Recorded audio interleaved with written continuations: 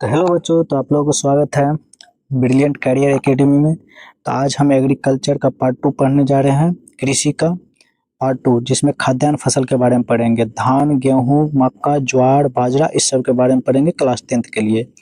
तो video important रहेगा theory के बाद से। कृषि एग्रीकल्चर चैप्टर पार्ट 1 हम लोग पढ़ चुके हैं, पार्ट 2 पढ़ने वाले हैं। ऐसे ही आगे चल के पार्ट 3 पार्ट 4 भी हम लोग करेंगे, जिससे एग्रीकल्चर चैप्टर समाप्त हो जाए और आप लोगों को इस चैप्टर से क्वेश्चन छूटे ना। तो चलिए स्टार्ट करते हैं खाद्यान्न फसल से। खाद्यान्न फसल किसे कहेंगे, इसका परिभाषा हम देखते हैं। जिन फसलों का उपयोग मुख्य रूप से मानव भोजन के रूप में किया जाता है उन्हें खाद्यान्न फसल कहते हैं। जिन फसलों का उपयोग हम मानव भोजन के रूप में करेंगे, मानव के भोजन के लिए जो उपयोग करेंगे, जैसे कि धान, गेहूं, मक्का, ज्वार, इस सब का उपयोग हम करेंगे, वो खाद्यान्न फसल हम कहते हैं। इसको पूछ देगा एग्जाम में खाद्यान्न फसल किसे कहते हैं, तो आप लोग जरूर परिभाषा लिख के आइएगा। तो चलिए उदाहरण इसका देख लेते हैं, जैसे कि धान, गेहूं, मक्का, ज्वार, बाजरा, ये सब खाद्यान्न फसल है। कौन है? खाद्यान्न फसल। ठीक, चलिए आगे बढ़ते हैं। भारत विश्व के प्रमुख खाद्यान्न उत्पादकों देश में से एक है। भारत न विश्व के प्रमुख खाद्यान्न, जितना भी खाद्यान्न उत्पादक देश है उसमें से प्रमुख देश भारत है। चलिए आगे पढ़ते हैं। राइस, मक्का, ज्वार, बाजरा। चलिए राइस के बारे में पढ़ते हैं, मक्का के बारे में पढ़ते हैं पहले। मक्का, इसका परिभाषा जान लेते हैं। मक्का एक महत्वपूर्ण खाद्यान्न फसल है एवं चारा फसल है। मक्का खाद्यान्न फसल भी है, आदमी भी खाता है। तो हम लोग मक्का पे थे। मक्का का परिचय जान लेते हैं। मक्का एक महत्वपूर्ण खाद्यान्न एवं चारा फसल है। मक्का आदमी भी खाता है और मक्का जितना भी होता है उसको चारा के रूप में भी उपयोग करते हैं, जिसमें जानवर सब खाता है। इसे अनाजों की रानी कहा जाता है। मक्का को अनाजों की रानी कहा जाता है। ठीक, इसका आगे परिभाषा जानते हैं एक और। मक्का एक खरीफ फसल है। मक्का पूछ देगा आपको ऑब्जेक्टिव में कि मक्का कौन सा फसल है, तो मक्का खरीफ फसल है। खरीफ, चलो खरीफ फसल है जो मध्यम वर्षा एवं तापमान में अच्छी होती है। तापमान में अच्छी होती है। ठीक, कितने डिग्री तापमान चाहिए इसके लिए, कितने डिग्री सेल्सियस तापमान चाहिए? 21 डिग्री सी से 27 डिग्री सी। इसका वर्षा कितना सेंटीमीटर चाहिए? 50 सेंटीमीटर से 100 सेंटीमीटर के बीच चाहिए। मिट्टी कौन सा? मिट्टी जलोढ़ मिट्टी और दोमट मिट्टी चाहिए। जलोढ़ मिट्टी या दोमट मिट्टी। मिट्टी के बारे में हम पढ़ाए थे आप लोगों को चैप्टर 1 में, जो था भारत संसाधन में उपयोग, कौन कौन सा मिट्टी होता है। तो वो वीडियो आप लोग जाके देख लीजिएगा। प्रमुख उत्पादक राज्य, मक्का का प्रमुख उत्पादक राज्य कौन कौन सा है? कर्नाटक है, मध्य प्रदेश है, बिहार है, उत्तर प्रदेश है, राजस्थान है। इसका उपयोग हम करेंगे मानव भोजन, पशु चारा, स्टार्च उद्योग, खाद्य प्रसंस्करण उद्योग। चलो ज्वार के बारे में देख लेते हैं। ज्वार किसे कहेंगे? ज्वार भारत की प्रमुख मोटे अनाज वाली फसल है। यह शुष्क क्षेत्रों की फसल प्रमुख फसल है। ज्वार जो है ना, ज्वार भारत की प्रमुख मोटे अनाज वाली फसल है। यह शुष्क क्षेत्रों में प्रमुख फसल है। इसका परिचय है, इसका परिभाषा क्या बोलेगा? ज्वार एक फसल है जो कम वर्षा वाले क्षेत्रों में पाई जाती है। ज्वार भी खरीफ फसल है, एक कम वर्षा वाले क्षेत्र में पाया जाता है। जैसे कि इसका टेम्परेचर चाहिए 25 डिग्री सी से 30 डिग्री सी। इसका वर्षा चाहिए 50 से 100 डिग्री सी। इसका प्रमुख उत्पादक राज्य कौन कौन सा है? महाराष्ट्र है, कर्नाटक है, तेलंगाना है, मध्य प्रदेश है। इसका उपयोग भोजन और पशु चारा के लिए करते हैं। बाजरा के बारे में देख लेते हैं। बाजरा भी एक भारत का महत्वपूर्ण मोटे अनाज वाली फसल है। यह अत्यंत कम वर्षा वाले क्षेत्रों में उगाई जा सकती है बाजरा को। इसका परिभाषा जान लेते हैं। बाजरा एक फसल है जो शुष्क एवं अर्ध शुष्क क्षेत्रों में उगाई जाती है। बाजरा एक खरीफ फसल है जो शुष्क एवं अर्ध शुष्क क्षेत्रों में उगाई जाती है बाजरा को। ठीक, इसका तापमान 25 डिग्री से 35 डिग्री सी। वर्षा होता है 25 से 50 सेंटीमीटर के बीच। इसका मिट्टी रेतीली मिट्टी होती है, हल्की दोमट मिट्टी। इसका उत्पादक राज्य कौन कौन सा है?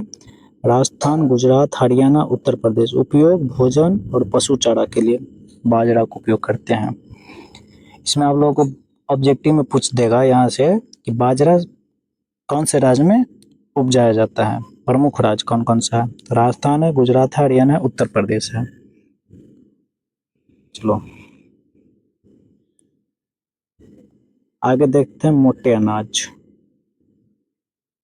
नहीं, इधर देख लेते हैं धान के बारे में पहले। धान, राइस। राइस का परिचय देखते हैं। धान भारत की पर सबसे महत्वपूर्ण खाद्यान्न फसल है। धान को ना भारत को प्रमुख खाद्यान्न फसल माना जाता है। भारत की अधिकांश जनसंख्या का मुख्य भोजन चावल है। भारत की अधिकांश जो जनसंख्या है ना, मुख्य भोजन उसका चावल है। हर एक चावल खाता है, हर एक के घर में। बिहार में तो फेमस है चावल, दाल चावल चोखा ऊपर से या भुजिया। विश्व में चावल उत्पादक में भारत का प्रमुख स्थान है।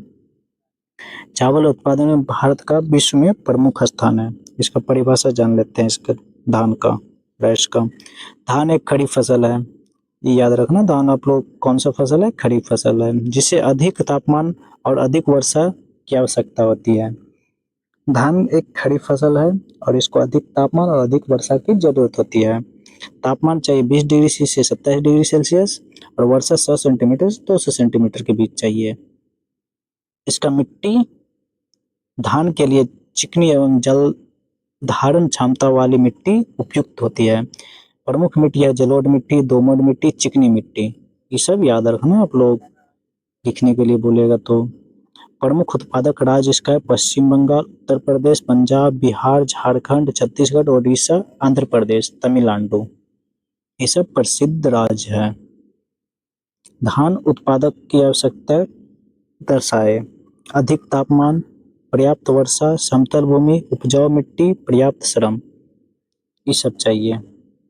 धान का महत्व जानते हैं। भारत का मुख्य भोजन है, बड़ी जनसंख्या का जीवन का आधार है, कृषि अर्थव्यवस्था का महत्वपूर्ण हिस्सा है।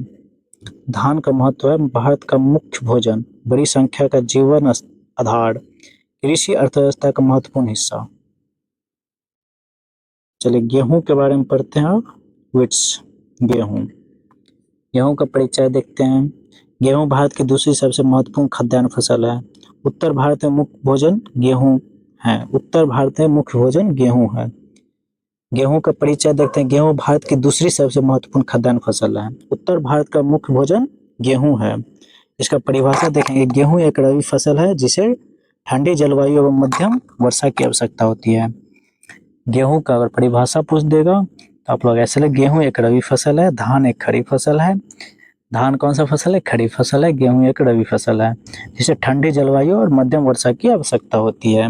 इसका बुआई का तापमान होता है 10 डिग्री सी से 15 डिग्री सी और उसका पकने का समय तापमान होता है 20 डिग्री सेल्सियस से 25 डिग्री सेल्सियस के बीच। वर्षा चाहिए 50 से 75 सेंटीमीटर के बीच। गेहूं का वर्षा कितने सेंटीमीटर के बीच चाहिए, 50 से 75 सेंटीमीटर के बीच। इसका मिट्टी जलोढ़ मिट्टी, दोमट मिट्टी, दो मिट्टी में होता है, जलोढ़ मिट्टी और दोमट मिट्टी। इसका उत्पादक राज्य उत्तर प्रदेश, पंजाब, हरियाणा, मध्य प्रदेश, राजस्थान, बिहार। प्रमुख उत्पादन राज्य है उत्तर प्रदेश, पंजाब, हरियाणा, मध्य प्रदेश, राजस्थान, बिहार। गेहूं का उत्पादन के लिए आवश्यक दशाएं देखते हैं। कौन कौन सा दशा है आप लोगों को पूछ देगा सब्जेक्टिव में क्वेश्चन। गेहूं उत्पादन के लिए आवश्यक दशाएं आप लोग लिखिए। गेहूं कौन सा फसल है, गेहूं के लिए कितने टेम्परेचर चाहिए, गेहूं के लिए कैसा वर्षा चाहिए, गेहूं कौन सी मिट्टी में होता है, ये सब पूछ सकता है आप लोगों को। तो गेहूं उत्पादन के लिए आवश्यक दशाएं, ठंडी जलवायु, कम वर्षा, उपजाऊ मिट्टी, सिंचाई की सुविधा। गेहूं का महत्व क्या है, उत्तर भारत का मुख्य भोजन। उत्तर भारत का मुख्य भोजन, आटा, ब्रेड, बिस्कुट आदि बनाने के लिए उपयोग किया जाता है गेहूं का। महत्वपूर्ण परिभाषाएं देख लेते हैं। आगे कुछ छोटा था इधर। हाँ, मोटे अनाज, मिलेट्स। मिलेट्स का परिभाषा क्या है, ज्वार, बाजरा, रागी। ज्वार, बाजरा, रागी आदि को मोटे अनाज कहा जाता है। इसमें पोषक तत्व अधिक पाए जाते हैं। ज्वार, बाजरा, रागी आदि मोटे अनाज कहा जाता है। इन्हीं में पोषक तत्व कार्बोहाइड्रेट ना इसमें ज्यादा पाया जाता है। ग्रेट। कार्बोहाइड्रेट मोटे अनाज में ज्यादा पाया जाता है। मोटे अनाज का महत्व, सूखा, सहनशील, पौष्टिक भोजन, कम पानी की आवश्यकता है। ठीक, जैसे कि देख लो धान, गेहूं, मक्का, ज्वार, बाजरा, ये सब। हरित क्रांति के बारे में देख लेते हैं एक बार। ये क्वेश्चन आप लोगों को पूछ देगा ऑब्जेक्टिव में भी और सब्जेक्टिव में भी। तो इसका परिभाषा जान लेते हैं। उन्नत बीज, रासायनिक उर्वरक, सिंचाई तथा आधुनिक तकनीकी के उपयोग से कृषि उत्पादन में हुई तीव्र वृद्धि को हरित क्रांति कहा जाता है। तो हरित क्रांति के और खाद्यान्न के बारे में, उत्पादन के बारे में आप लोगों को पूछ देगा परिभाषा। हरित क्रांति क्या है, हरित क्रांति का डेफिनेशन लिखिए, या हरित क्रांति किसने लाया था। हरित क्रांति का जनक एम एस स्वामीनाथन है। एम एस यही है, हरित क्रांति के जनक एम एस स्वामीनाथन ही है, एम एस स्वामीनाथन। ठीक, हरित क्रांति का प्रभाव सबसे ज्यादा गेहूं उत्पादन में वृद्धि हुआ था। और किस साइड में, पंजाब साइड में, पंजाब हरियाणा इस साइड में। ठीक, खाद्यान्न उत्पादन में वृद्धि हुआ था, किसानों की आय वृद्धि हुई थी, कृषि आधुनिकीकरण आया था। यह है एम एस स्वामीनाथन। आप लोग याद रखिएगा, हरित क्रांति एम एस स्वामीनाथन ने लाया था, इसको जनक मानते हैं एम एस स्वामीनाथन को। इसका परिभाषा क्या लिखना है, उन्नत बीज, रासायनिक उर्वरक, सिंचाई तथा आधुनिक तकनीके के उपयोग से कृषि उत्पादन में वृद्धि हुई, तीव्र वृद्धि हुई, उसे हरित क्रांति कहते हैं। चलो अब कुछ महत्वपूर्ण परिभाषाएं देखें। खाद्यान्न फसल, मानव भोजन के लिए उगाई जाने वाली फसलें, जो हम पढ़े हैं वही है। धान, अधिक वर्षा वाली खरीफ फसल। गेहूं, ठंडी जलवायु वाले प्रमुख फसल। मक्का, खाद्यान्न एवं चारा फसलें। ज्वार, कम वर्षा वाले क्षेत्रों में प्रमुख खरीफ फसल है। बाजरा, शुष्क क्षेत्रों में प्रमुख मोटे अनाज की फसलें। हरित क्रांति, आधुनिक कृषि तकनीकों द्वारा उत्पादन वृद्धि। चलिए बिहार बोर्ड के लिए कुछ महत्वपूर्ण तथ्य जान लेते हैं। भारत की सबसे महत्वपूर्ण खाद्यान्न फसल कौन सा है, धान। भारत में दूसरी प्रमुख खाद्यान्न फसल गेहूं, और है मक्का को अनाजों की रानी कहा जाता है। राजस्थान बाजरा के उत्पादन में अग्रिम राज्य है। राजस्थान जो है बाजरा उत्पादन में अग्रिम राज्य है। महाराष्ट्र ज्वार उत्पादन में अग्रिम राज्य है। भारत में हरित क्रांति का संबंध मुख्यतः गेहूं उत्पादन से है। चलो बच्चों, आज की क्लास को हम यहीं पे खत्म करते हैं।